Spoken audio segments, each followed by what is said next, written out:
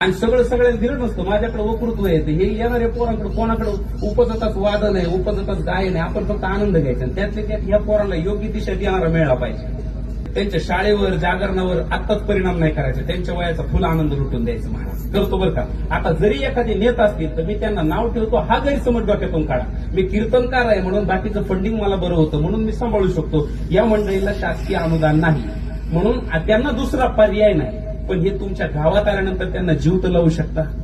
हे तुमच्या गावात तुम्ही रोज मला सांगा लापशी भात तुम्ही खाऊन दाखवा, शक्य नाहीये. ह्या लेकरा करता एक एक माईनं जर डबा आणला ना, या ब्रह्मचारी वारकऱ्याला जीव घालण्याचं पुण्य सगळ्यात जास्त आहे. काय ना महाराज मला सांगा ना, हे खरं बोलतो बरं का, माझी तगमग आहे महाराज सगळ्यांबद्दल. आणि प्रत्येक गावात एक संस्था असावं, काय अडचण आहे चालू शकते. पण तसं वातावरण आता राहिलं नाही. माझी वेगळा इच्छा, 21च मुलं भरतो, ऍडव्हर्टाईज लावायची गरज पडत नाही, काय नाही. तेवढेच सांभाळायचे, तेवढेच घडवायचे, त्याच आनंदात राहायचं.